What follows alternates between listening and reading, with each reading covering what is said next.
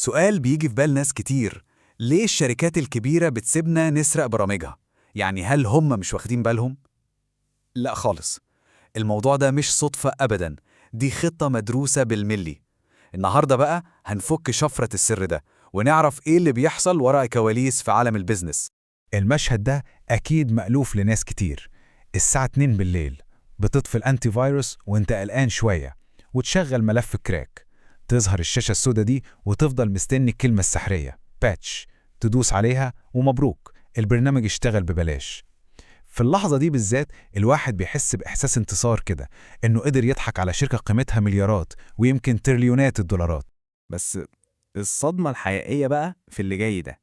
هم عارفين كل حاجة، مش بس عارفين ان النسخة دي مكركة، لا، ده هم عارفين اسم جهازك وعارفين الاي بي ادرس بتاعك. يعني من اول لحظة البرنامج اشتغل هم عندهم كل المعلومات. والاغرب من كل ده ايه؟ انهم سايبينك تكمل بمزاجهم. وهنا بقى السؤال الحقيقي مش إزاي الكراك اشتغل، لأ، السؤال الأهم هو ليه؟ ليه الشركات العملاقة دي بتسيبنا بمنتهى البساطة نسرق منتجات بتتكلف مليارات ومن غير ما تاخد أي إجراء حقيقي؟ الإجابة ببساطة وبشكل يقلق شوية هي إن كل ده جزء من الخطة. القرصنة بالنسبة لهم مش خسارة، لأ، دي استراتيجية بيزنس محسوبة ومدروسة كويس قوي. والمستخدم اللي بيقرصن البرنامج ده هو في الحقيقة الاستثمار الأهم بالنسبة لهم. في مصطلح في البيزنس اسمه بناء العادة أو الهابت فورميشن، والفكرة بتاعته بسيطة جدا. زي ما بنسمعها كده في الأفلام، أول جرعة بتكون ببلاش. الشركة بتراهن على إن المستخدم يتعود ويدمن على استخدام المنتج بتاعها لدرجة إنه ما يعرفش يستعمل غيره. طب خلينا ناخد مثال عملي عشان الصورة توضح أكتر. تخيل معايا كده لو شركة أدوبي صحت في يوم وقررت تقفل كل نسخ الفوتوشوب المكركة في العالم. إيه اللي هيحصل؟ ملايين الطلبة والمصممين اللي لسه بيبدأوا حياتهم مش هيقدروا أبداً على تمن الاشتراك الشهري الغالي ده. طب الحل إيه؟ طبيعي جداً هيدوروا على البديل المجاني، زي برنامج مشهور اسمه جيم. وهنا بقى الخطة بتكتمل. الطالب ده بيقعد سنين يتعلم ويتدرب على الفوتوشوب المكرك في بيته، يحفظ اختصاراته ويبقى محترف فيه. أول ما يتخرج ويشتغل في شركة محترمة ويطلبوا منه يعمل تصميم، هيقول لهم أنا بعرف أشتغل على فوتوشوب. ساعتها الشركة هتعمل إيه؟ هتضطر تروح تشتري له رخصة أصلية بآلاف الجنيهات. وبكده المستخدم اللي كان بيسرق البرنامج اتحول فجأة لاستثمار طويل الأجل بيجيب للشركة فلوس. وعشان ما حدش يفتكر ان الفكره دي جديده او من اختراع ادوبي، لا خالص، الكلام ده قديم جدا. خلينا نرجع بالزمن كده لسنه 1998 ونشوف بيل جيتس بنفسه مؤسس مايكروسوفت قال ايه. بيل جيتس اتسأل عن القرصنة في الصين وإن كل الناس هناك بتستخدم نسخ ويندوز مسروقة، فكان رده عبقري وصادم في نفس الوقت. قال طالما هم كده كده هيسرقوا يبقى الأحسن يسرقوا المنتج بتاعنا. مع الوقت هيدمنوه، وساعتها خلال ال10 سنين الجايين هنلاقي طريقة ناخد منهم فلوس. وده بالظبط اللي حصل. مايكروسوفت سابت العالم كله يسرق ويندوز وأوفيس لحد ما بقوا هم اللغة الأساسية لأي بيزنس في العالم، وبالطريقة دي قضوا تماما على أي منافس ممكن يظهر. طبعاً مستحيل نتكلم عن البرامج المكركة من غير ما نذكر الأسطورة الحية برنامج وينر. وينر ده بقى قصته قصة، والاستراتيجية بتاعته عبقرية من نوع خاص جدا. العبقرية بتاعت وينرار إنه بيلعب على مستويين. بالنسبة للمستخدم العادي اللي في البيت، البرنامج فعليا ببلاش مدى الحياة، والرسالة المزعجة اللي بتطلع كل شوية دي مجرد ديكور محدش بيهتم بيها. ده ضمن للبرنامج انتشار خرافي وخلاه موجود على كل جهاز كمبيوتر في الكوكب تقريبا. لكن لما شركة كبيرة بقى تحتاج تستخدم البرنامج ده لمئات وآلاف الموظفين، هنا الوضع بيختلف. الشركات دي بتخاف جدا من قضايا حقوق الملكية والغرامات، فبتضطر تروح تشتري رخص رسمية. وهنا بقى الفلوس الحقيقية بتيجي من الشركات مش من الأفراد. لكن لحظة واحدة، كل اللي فات ده كان زمان.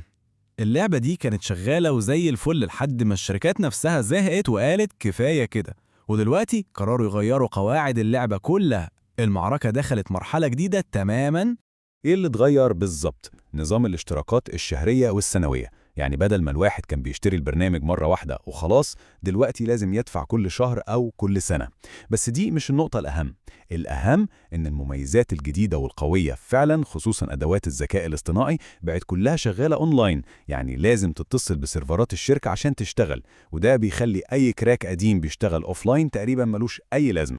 يعني مثلا عشان حد يستخدم أقوى أداة في فوتوشوب الجديد اللي هي الجنراتيف فيل لازم يكون متصل بالإنترنت وحسابه متأكد منه على سيرفرات أدوبي. من غير كده الأداة دي مش هتشتغل، وبكده الكراك بيديك نسخة نقدر نقول عليها ميتة، نسخة شكلها حلو بس قديمة من غير تحديثات ومن غير أهم وأقوى الأدوات. وبكده الشركة حولت المستخدم من مالك للبرنامج لمجرد شخص بيأجره.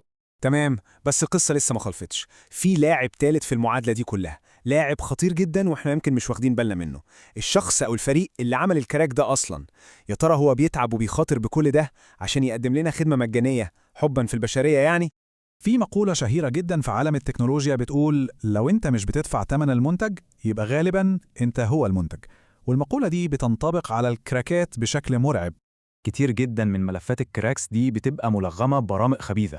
يعني ممكن ملف صغير زي ده يكون بيستخدم قوة جهازك عشان يعدن عملات رقمية لحساب الهاكر، يعني حرفيا بيحرق كارت الشاشة بتاعك بالبطيء عشان هو يكسب فلوس. أو ممكن يخلي جهازك جزء من شبكة اسمها بوت نت، يعني يبقى مجرد جندي في جيش من الأجهزة المخترقة بيستخدموها في هجمات إلكترونية ضخمة. والسيناريو الأسوأ طبعا إن ببساطة يسرق باسورداتك، حساباتك البنكية، إيميلاتك، حسابات السوشيال ميديا. ده هو الثمن الحقيقي الواحد بيدفعه مقابل برنامج ببلاش. وهنا بتظهر الخطوة الأخيرة في خطة الشركات الذكية دي. هم عارفين كويس قوي إن عاجلاً أو آجلاً المستخدم اللي بيعتمد على الكراكات ده هيتلسع، جهازه هيضرب بفيروس، ملفات شغل مهمة هتتمسح أو حسابه هيتسرق، وفي اللحظة دي هيكتشف إن الأمان وراحة البال ليهم تمن، وساعتها هيرجع بنفسه للشركة ويدفع الاشتراك عشان يشتري الأمان ده. يعني في النهاية القصة مش أبيض وأسود. الشركات دي مش ساذجة وفي نفس الوقت مش بتعمل كده كخدمة للمجتمع.